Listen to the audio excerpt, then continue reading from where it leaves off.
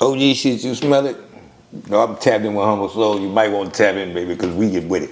Yeah, damn.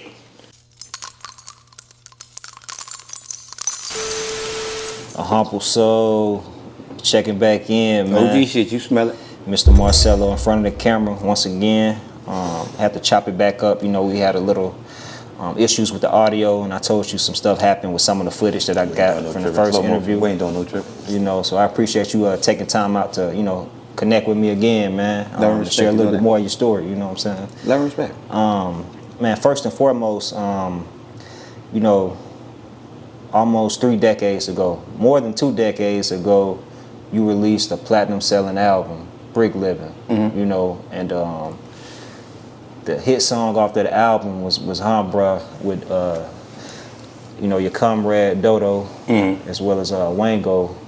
I don't think I ever asked you what that recording session was like. Were y'all all in the studio together when y'all put that song together? How did that whole thing come about? I definitely want to ask you about the video, but talk about just creating the song first. When we did the song, you know, Master P was supposed to be on that song. Bro. But he's supposed to be saying the hook because that's actually Master P saying, bro, I'm the realest motherfucker you know. But you see, Murder did it. This wasn't a situation where PA want to do it like the Baby verse. But it's just that he wasn't there at the time to do the video, so C just stepped in and said that. But bro, I'm the realest motherfucker you know. Plus I brought a couple of homies, Wango and Doe Doe. That's something that Master P said. But when we did the record, like I don't even think Doe was gonna get on that record. Like it's crazy, but it's a dude. He off the Parkway, right? That's why I got him, bro. I don't know what you call it, but he off the Parkway, right? Everybody gonna know what I'm talking about from the city. And he used to be a part of the No Limit Street team. And every time he talked to you, he'd be like, bro. And that's actually where I get that bro from. A lot of people, most people in the city kind of know that though. Or they know that he was like the first one saying that, like soon as you'll say something, like he'll have a conversation with you and he'll be like, bro, I'm gonna show him to you. Matter of fact, we're gonna find a clip too. But that's where I got that from. And then like when I met Doe Doe, like I ain't know Doe Doe like that. Like, you know, Doe Doe had to kidnap one of my cousins. So me and Doe Doe wasn't as in friends when I first met him. It was my godfather, Victor, who he got a lawsuit and he decided to start Tough Guy. Him and Doe Doe decided to start Tough Guy. Hold on, your godfather, my godfather, Victor Newman. Yeah. He co-founded Tough Guys with Doe Doe? Yeah. Okay, oh my bad. Just yeah. Clarify. So but like to bring it even further back, he co-founded Worth the Wait. That's a label that me, Devious D, Fiend, Renzo, Trap, like me and Fiend been label mates since I was like 14 years old. Musa too. I've been knowing Musa. Musa used to come pick me up from school, bro. Currency's manager. Yes. Me and Musa ran. Like we used to go to clubs. We used to go to fucking what's the club downtown? I don't know why the hell I can't think of Rumors. But me and Musa used to run neck and neck. Musa had a black Beretta. Me, Musa, and Fiend. Musa hooked me up with Devious D. Like my first record was Hey P-Pop. I think we dropped that in 92. But Musa is the one who was the producer he produced that out. Like Devious D has platinum. Like he's the go-to guy when you want to know music business in the city. Like he knows about everything. Like that's where I learned my business from. And so way before that, we hadn't already had a company, right? And it was called Worth the Wait. So even then, like we had this spot called the street from the Calliope. There used to be a lady named Miss Glow. She out Gertown. So Victor bought our spot, and we painted that motherfucker the same color as Popeyes on Veterans, which was pink and turquoise. But this bitch was across the street from the Calliope project. Man, we used to be selling quarters out that bitch and everything. Yes, it was a man named Big Rowdy. It was a motherfucker in there, bro. And that's where I got introduced to a lot of Calliope people at. Because, like, Victor, real last name is Simon, Victor Simon. We call him Victor Newman because of the stories, The Young and the Restless. You know what I'm saying? But he was like that. Like, he was a motherfucker who had all kind of cars and all that kind of stuff. So he really, like, taught me the game and put me more or less into the music, because he was even around when we did Worth the Wait. But him and Doe Doe, he was messing with Doe Doe's sister. So they decided to do Tough Guys. And Victor was like, all right, I'm going to get my godson, because he already knew I rapped. I had no idea it was bringing me to Doe Doe. When I got to Doe Doe that date, like they put on all kind of beats and shit, and I rapped off everything. Like I always used to write so much shit, bro, and memorize the shit. Like I couldn't do that today, but my whole Brick Living album, that shit was in my head. Only thing I wrote for the Brick Living album was How You Like It, Baby.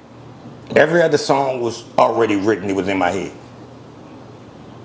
So I used to do a lot of writing. So when I get by, when Victor brought me by Doe Doe, he don't know I can rap. He like, all right, let him spit something. Mind you, I know this nigga who done kidnapped my cousin. So I ain't gonna say I felt some kind of way about it. I can say I did, right? So, but Vic was like, this what we doing. I'm like, okay. But every beat that, it was a dude named Courtney who was the engineer then. Every beat that he put on, I had to rap for. From that day on, me and Doe Doe was together every fucking day till he died. I'm talking about it ain't go a day. The only time we wasn't together every day is when he moved to Baton Rouge. Other than that, we was together every fucking day. And we made Humbra. First we did a compilation album, right? And then we just started working on more songs. With the time of them trying to get in touch with Master P, we was working on more songs. And Humbra was just a saying I came up with, where it felt like it was something that I came up with, but not realizing that it was a dude who was off the Parkway who really used to be walking around saying Humbra. And everybody in the city know that dude. To veer off 1 second, man. What's the situation behind? So you said when you first connected with Doe Doe, you were already aware that he had kidnapped your cousin. I don't think I knew it was a dude named Doe Doe, right? But like Doe Doe was a person who I had never seen, I never had encounters with. Keep in mind, he was older than me. You say he's older than you? Yes. Oh, okay. Listen, but I don't even, to be honest with you, I don't think at that time I knew. But we had a situation, right? So, me, Doe Doe, Wango, C, Boo, Wine, like it's like, even Jacko, like out the Magnolia, like we used to be like the Magnolia and the Calliope, we used to move around together, right? You say C, you talking about C Murder? Yeah. We're in a daiquiri shop in Carrollton. So my cousin see us. She a girl. Oh. She know Doe Doe. So her and Doe Doe's sister gets into it because she knows who Doe Doe is, right? My cousin know who Doe Doe is. This is the cousin, my cousin Tasha. This is her brother who Doe Doe kidnapped. So she knows this shit. I don't think I knew it at the time, right? So them two getting into it crazy. And I'm like, it's Debris. And Debris is like my partner. This Doe Doe's sister, this my girl though. She have no idea this my cousin. Them two getting into it about the fight. I'm like, nah, D, that's my cousin. They're like, man, you better tell her such and such and such and such and all this. That's how I really found out. And then after we calmed it down and everything, like nothing happened to her. But after we calmed it down, I think either my cousin told me about it, or either she told me or one of my big cousins told me. But by that time, me and Doe was fucking jam tight. Yeah. But that was him then. Like, that wasn't him as in now. You know, by the time I met Doe, he had to just come home from jail and shit like that. But the Cali was notorious. That's what the fuck they used to do. Yeah. So he was a real deal like stepper before the music. Definitely. Like, that's what people knew him for.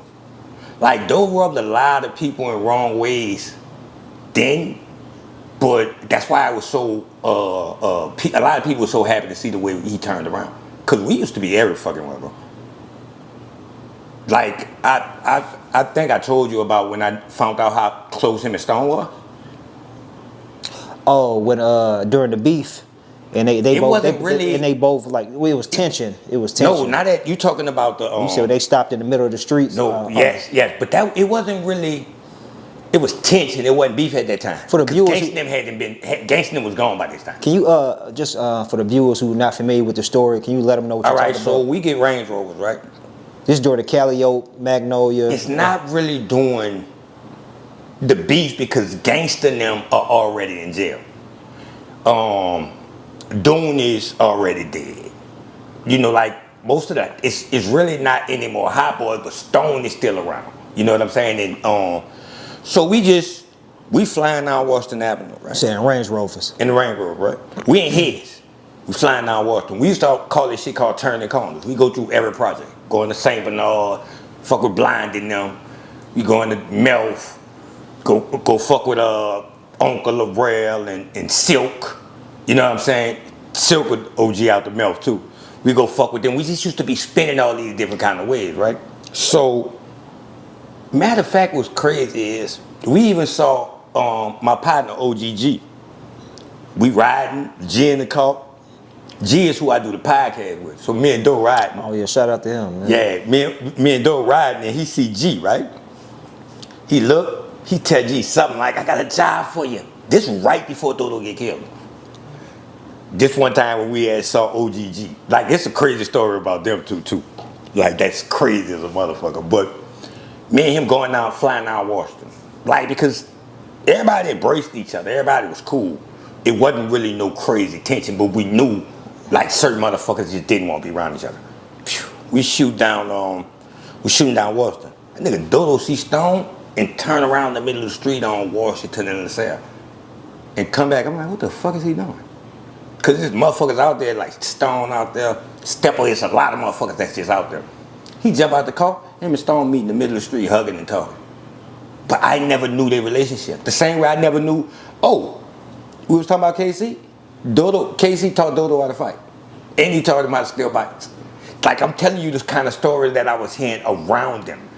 And like, me and Doe Doe became so much in cahoots and as in friends because of, I had so much respect for the nigga Stone.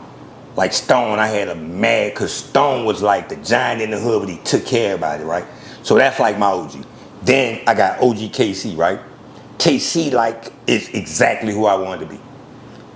Little bitty nigga about his business, always had money, got a lot of women and all this kind of shit. Then I end up fucking with Doe Doe. He has a relationship with both of them. Cause I never knew nothing about him and KC neither. Until one day I'm telling him about K. Like, what K? K my dog, man, me call K. And that's how Doe Doe end up really fucking with Stunt. That's how we got the line on Stunt and shit, because him and KC was tight. Like, KC looked at Doe Doe like a little brother. And what's the connection between KC and Birdman, Stunner? That's like, you could say that's Stunt OG. For sure. You know, his big home. He used to always shout him out in them early. Definitely, like, you know what I'm saying? Like, KC inspired a lot of us, bro. Like, a lot of us through that project. Not just through that project, through the Melf, the Calliope, like, he was a motherfucker who inspired a lot of people. And he's still around to this day. I still have a relationship with him to this day. That's my OG.